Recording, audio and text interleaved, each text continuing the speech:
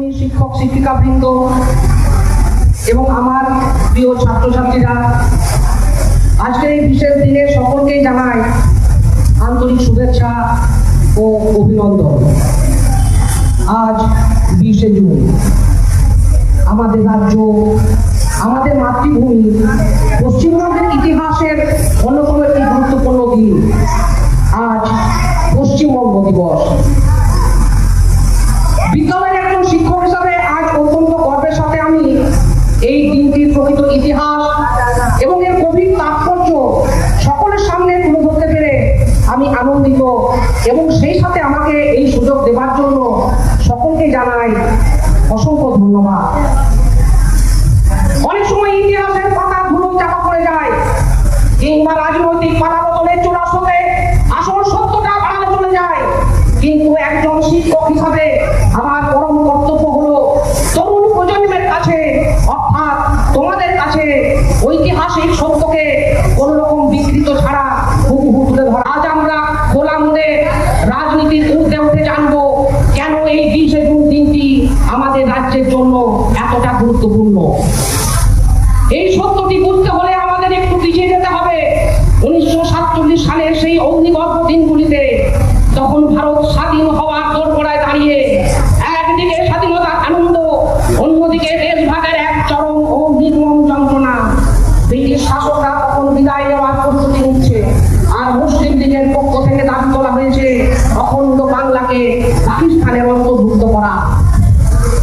একবার ভাবো ছাত্রছাত্রীরা, যদি সেই পরিকল্পনা সফল হতো, তবে আজ আমরা যেখানে দাঁড়িয়ে আছি, এই কলকাতা, এই রাজবাংলা, উত্তরবঙ্গ, 24 পরগনা, এই সমস্ত অঞ্চল তৎকালীন পূর্ব পাকিস্তান তথা বাংলাদেশের অংশ হয়ে যেত।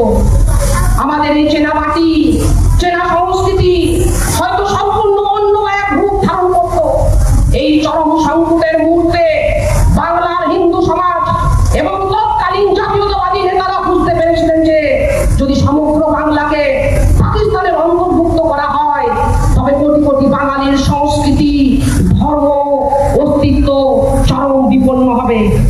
সেই সময় ডক্টর শ্যামাপ্রসাদ মুখোপাধ্যায়ের মতো দূরদর্শী নেতাগণ এবং অন্যান্য মনীষীরা জোরালো দাবি তুললেন, ভারত যদি ভাগ হয়, তবে মুসলিম লীগের দাবি অনুযায়ী বাংলাকে অবশ্যই ভাগ করতে হবে এবং বাংলার হিন্দু প্রধান অঞ্চল নিয়ে ভারতের ভেতরে একটি নতুন রাজ্য গঠন করতে হবে।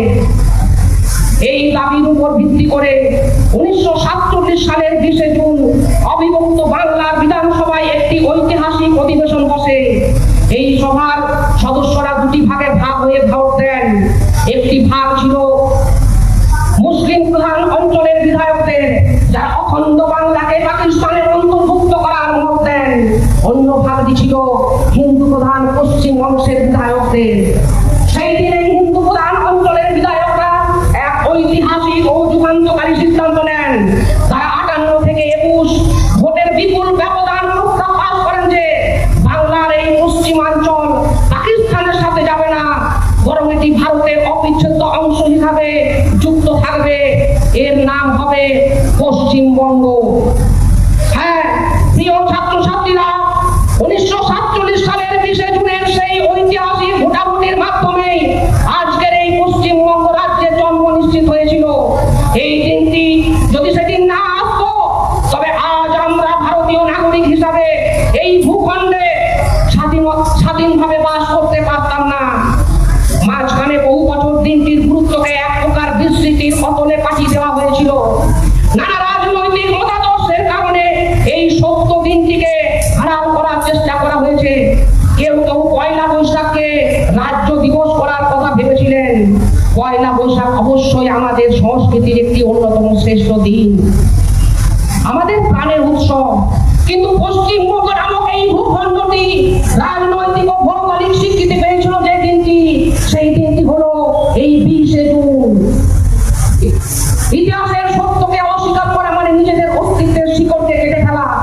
আজ বর্তমান সরকার যখন এই দিনটিকে পশ্চিমবঙ্গ দিবস হিসাবে সরকারি স্বীকৃতি দিয়েছে, তখন তা কেবল একটি ছুটির দিন বা নিছক অনুষ্ঠান মাত্র নয়, এটি হলো সেই সমস্ত পূর্বসূরীদের প্রতি শ্রদ্ধা জানানোর দিন, যাদের দূরদর্শিতার কারণে আজ আমরা ভারতের মতো একটি গণতান্ত্রিক ও ধর্মনিরপেক্ষ রাষ্ট্রের স্বাধীনভাবে নিঃশ্বাস নিতে পারছি।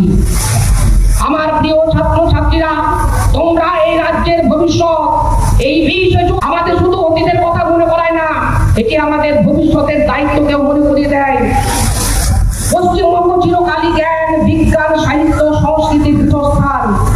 রাজা রামমোহন রায়, ঈশ্বরচন্দ্র বিদ্যাসাগর, স্বামী বিবেকানন্দ, রবীন্দ্রনাথ ঠাকুর এবং নেতাজি সুভাষচন্দ্র বসুর মতো মহাপুরুষদের আদর্শ এই মাটির সাথে মিশে আছে। আজকের এই পবিত্র দিনে আমাদের শিক্ষক শিক্ষিকা এবং ছাত্রছাত্রী সবাই সম্মিলিত শপথ হওয়া উচিত। আমরা আমাদের রাজ্যের গৌরব ইতিহাসকে জানবো এবং তাকে শ্রদ্ধা করব। কোন রকম কুসংস্কার বা সংকীর্ণতা যাতে আমাদের এই রাজ্যের প্রগতিকে থমকে না দেয়, তার জন্য আমরা শিক্ষার আলো চারিদিকে ছড়িয়ে দেব। পশ্চিমবঙ্গকে ভারতের অন্যতম শ্রেষ্ঠ ও উন্নত রাজ্য হিসাবে গড়ে তোলা আমাদের প্রত্যেকের নিজেদের জায়গা থেকে সততার সাথে কাজ করতে হবে। আসুন আজ পশ্চিমবঙ্গ দিবসের ওই ঐতিহাসিক ক্ষণে আমরা সবাই মিলে আমাদের মাতৃভূমিকে স্যালুট জানাই। আসুন গর্বের সাথে বলি, আমরা বাঙালি, আমরা ভারতীয়, আমরা পশ্চিমবঙ্গের অধিবাসী। সবাইকে আবারও একবার পশ্চিমবঙ্গ দিবসের শুভেচ্ছা জানিয়ে আমি আমার বক্তব্য এখানে শেষ করছি। নমস্কার।